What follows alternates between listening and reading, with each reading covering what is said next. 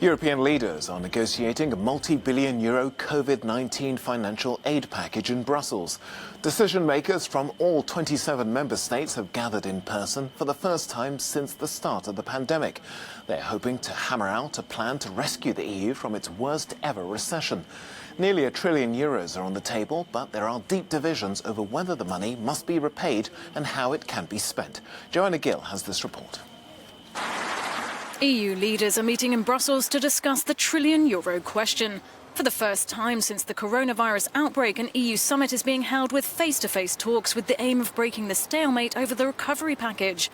Health and safety is paramount. No journalists are allowed inside the council building, and leaders came equipped with masks. They made their positions clear ahead of the summit. It's a moment of truth for the ambition of Europe. We're in the midst of an unprecedented crisis, a health crisis, but also an economic and social crisis, which requires much more solidarity and ambition. It's not only a matter of financial flows or of financial items.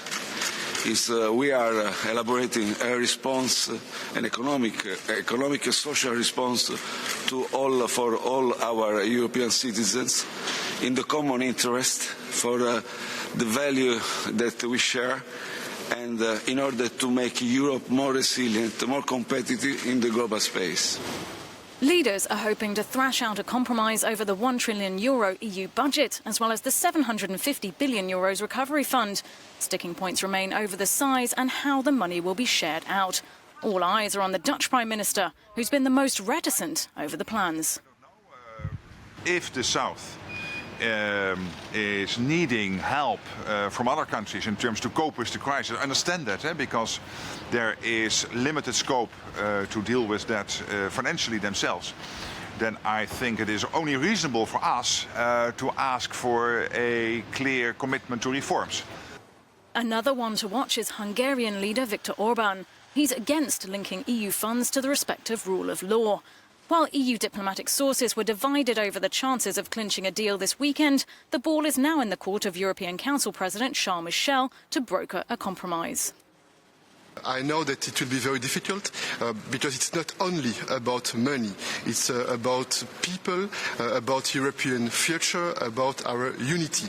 And even if it's difficult, I am convinced that with political courage, it's possible.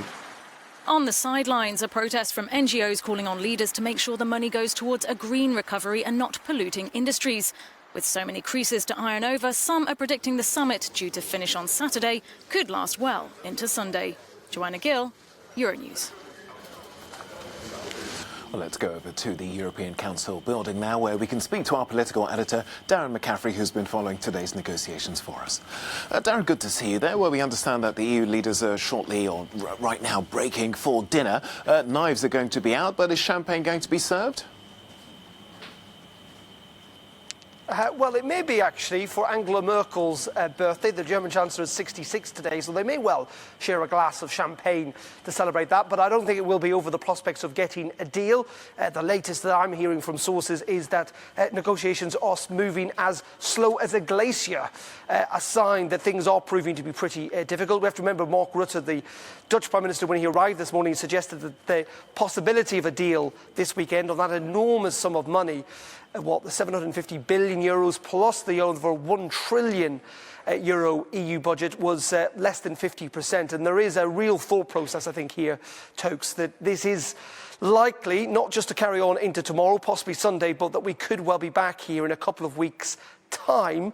But there is at least agreement that EU leaders do want to see an agreement. It's just whether one is possible. Essentially this month, Emmanuel Macron has said that he wants to see a July deal. But there is also, as you say, this talk about rule of law issues and whether it should be linked to the EU budget. Clearly, for some EU leaders, they think it should be. For others, most notably Viktor Orban, he says he will go as far as vetoing the entire deal if EU leaders do try to link that rule of law issue to the budget. And on that prospect, let's bring in Katalin Cseh. She is a Hungarian MEP and joins me here in the European Parliament. Thank you very much indeed for joining us. Just first of all, on the negotiations, what's your sense of how they're going? It's clearly proving to be pretty tough, isn't it? Yes, of course, it's a very tough negotiation the Council is having right now, but the stakes are as high as it can be ever. This budget is really the chance for Europe to recover, but it has to be in the right way, in a future-proof, green, sustainable way, and also in a way that is based on our shared values of rule of law and anti-corruption. So on this issue of rule of law, clearly you would like to see it in the agreement. There is a bit of a fight. Do you think it will somehow get in? I'm sure that for our European taxpayers, it's a priority that this immense amount of money is spent in a way that is in accordance with our values. And I also know that a lot of European leaders, including prime ministers from my Renew Europe group, see this as a key issue. Mark Rutte even mentioned that he could consider a veto over an MFF or in a budget that does not contain rule of law, and also for the European Parliament. This is a clear priority. But isn't the problem, though, that Viktor Orban has said he will use his veto? I mean, can Europe really afford not to have an economic package which is protecting jobs and people's livelihoods on this issue of rule of law in what is a couple of countries?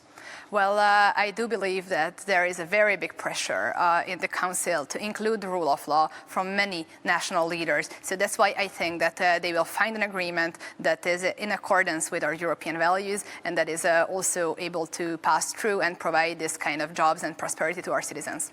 Now, just on the issue of rule of law, we should say it essentially comes down to the independence of the media and the freedom of the judiciary and civil society, which many say has been curbed in places like Poland and Hungary.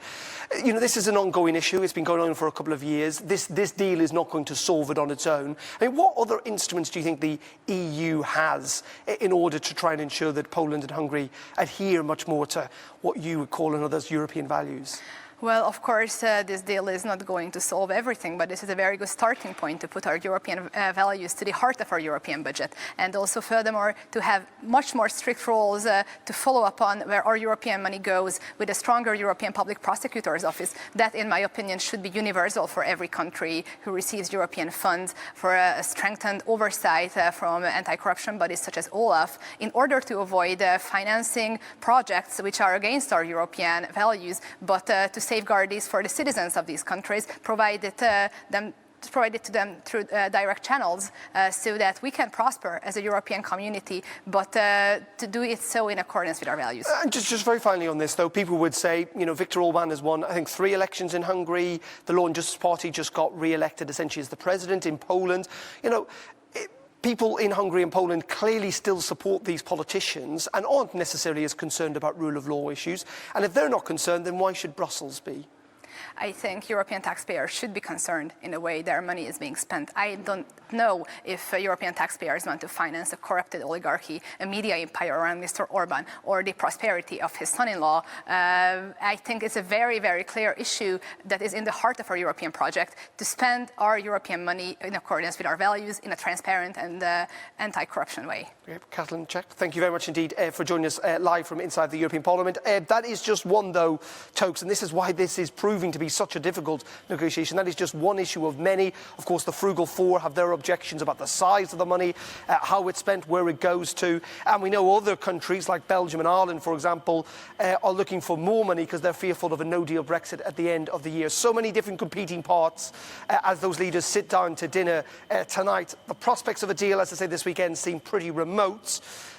But leaders seem determined that they will somehow manage to get one because when they look at European economies, particularly in the south of Europe, many would say that they can afford not, or ill afford not, to have a deal at all. Those talks and negotiations set to go on into the night and tomorrow as well. For now, our political editor, Darren McCaffrey, thank you.